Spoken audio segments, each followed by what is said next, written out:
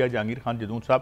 تو حضور یہ اب میرے خیال میں بظاہر تو جو یہ اپوزیشن ہے اس کا کوئی مطالبہ جو ہے اور انہیں سیٹیں وغیرہ بھی ملنے کا اب کوئی امکان نظر نہیں آتا، کیونکہ پہلے بھی ہم دیکھ چکے ہیں کہ جب بلے کا معاملہ تھا تو وہ تقریباً اپ ہیلڈ ہوا تھا جو فیصلہ تھا الیکشن کمیشن کا سپیریئر کورٹ میں بھی. I don't know it will be repeat of it اور ناٹ. آپ کی کیا سینس ہے اور آپ کیا سمجھتے ہیں ایز اے قانون دان کہ یہ ملنی چاہیے تھی یا نہیں ملنی چاہیے تھی؟ دیکھیں اس میں بیسک کوسچن لیگل یہ ہے کہ آیا ان کو سیٹیں ملنی چاہیے تھی یا نہیں ملنی چاہیے تھی. اگر ان کو نہیں ملنی چاہیے تھی تو کیا دوسری پارٹیوں کو ملنی چاہیے تھی؟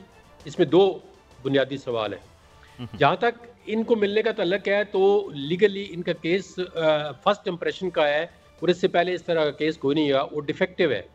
اس کی وجہ یہ ہے کہ جو قانون یہ کہتا ہے کہ جو بھی پارٹی الیکشن لڑے گی پارلیمنٹری، اس کا پارلیمنٹ میں کوئی شیئر ہوگا یا پارلیمنٹ کو اس کی ریپرزنٹیشن ہوگی، یا for the sake of argument سمجھے کہ پارلیمنٹری پارٹی نہیں ہے اس کی پارلیمنٹ لیکن ایک پولیٹیکل پارٹی ہے، وہ ایکسپیکٹ کرتی ہے کہ وہ پارلیمنٹ میں چلی جائے گی، تو اس نے کوئی لسٹ جو ہے وہ جو ہی الیکشن شیڈول کا اعلان ہوتا ہے، اناؤنس ہوتا ہے کہ فلاں تاریخ پہ آپ نے پیپر داخل کرانے ہیں، فلاں پہ سیکیورٹی ہونی ہے، فلاں پہ فیس جمع ہونی ہے اور آخر کار لسٹ لگنی ہے، تو اس پروسیس کا وہ تمام پولیٹیکل پارٹی حصہ بنتی ہیں اور اس کے مطابق لسٹ دیتی ہیں اور اپنے کینڈیڈیٹ کو کہتی ہیں کہ آپ نامینیشن پیپر جمع کرائیں. اب ان کا ایشو یہ ہے کہ ان کو اس وقت پتہ نہیں تھا کہ کون سی پارٹی کے ساتھ الحاق ہونا ہے اور نہ ہی اس پارٹی کو پتہ تھا کہ ہمارے اتنے ممبر ہو جائیں گے، کوئی ریپرزنٹیشن ہی نہیں ہے پارلیمنٹ پہ. ایک دم جو ہے 92-94 ممبر جو ہے پی ٹی آئی والے ہماری پارٹی میں آ جائیں گے، سنی اتحاد کی 94-92 سیٹیں ہو جائیں گی. تو اس وقت انہوں نے کوئی لسٹ جو ہے نہیں دی ہے الیکشن کمیشن کو. اب جو قانون کے اندر یہ لکھا ہوا ہے کہ اگر آپ کی لسٹ ایگزاسٹ ہو جاتی ہے، یعنی کہ آپ نے اگر 5 یا 10 ریزرو سیٹ کے نام دیے ہیں لیکن آپ کی سیٹیں 15 مان جاتی ہیں، تو 10 کے آپ نام دیے، 5 آپ کے بچتے ہیں، تو اس کا مطلب لسٹ ایگزاسٹ ہوئی، 5 کے اور نام دے دیں. اب ان کا ٹیکنیکل یہ ہے کہ انہوں نے لسٹ دی نہیں ہے تو ایگزاسٹ کس طرح سے ہوگی؟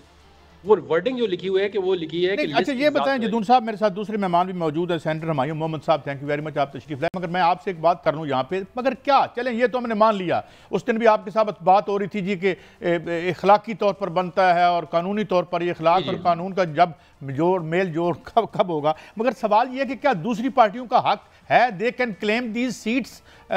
جدون صاحب یہ دیکھیں میرا پرسنل ویو ہے، حالانکہ میں پارٹی کے اگینسٹ اپنا ویو دے رہا ہوں. اس میں جو ججمنٹ ایک ممبر نے ڈسسینٹنگ نوٹ دیا ہے نا، میں اس سے ایگری کرتا ہوں کہ یہ اگر ان کا رائٹ نہیں بنتا تو وہ جو سیٹیں ہیں یہ خود بھی مان رہے ہیں. اور جو اگر آرگومنٹ پڑھیں آپ جتنے بھی ہیں اس کے الیکشن کمیشن کے جتنے وکیلوں کے ہیں، تو انہوں نے اس وقت جو ہے نا ود ان جو آرگومنٹ لکھے ہوئے ہیں ان میں انہوں نے نہیں کلیم کی، انہوں نے یہی کہا کہ ان کا رائٹ نہیں بنتا. تو اگر وہ ان کا رائٹ نہیں بنتا تو سیٹیں پھر ویکنٹ ہونی چاہیے. دوسری پارٹی کو میرے خیال میں دینا جو ہے یہ تھوڑا سا ایکسٹریم سٹیپ ہے.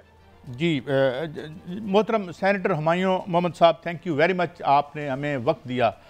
یہ تو ایک بس لیٹسٹ خبر آئی جب میں آ ہی رہا تھا یہ شو کے لیے، تو یہ تو سلسلہ اب لگتا ہے کہ اب شاید سپیریئر کورٹ میں آپ جائیں اور ریلیف کس حد تک ملتا ہے.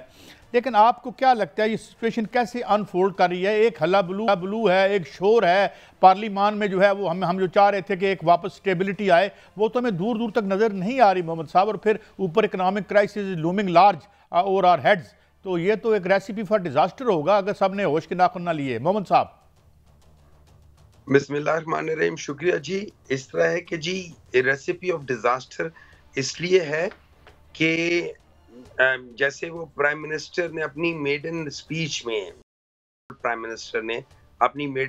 میں کہا تھا کہ اگر شور کی بجائے شعور ہوتا تو اس کا جواب ہے اگر چور کی بجائے شعور ہوتا تو زیادہ بہتر تھا.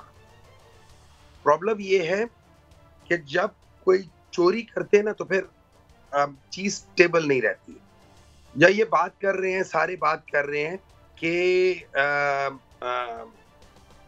اگر وہ لسٹ ایگزاسٹ ہو جائے، اس میں دوسرا کہیں پہ یہ نہیں لکھا ہوا کہ اگر لسٹ نہیں ہے تو پھر آپ کو نئی لسٹ نہیں مل سکتی.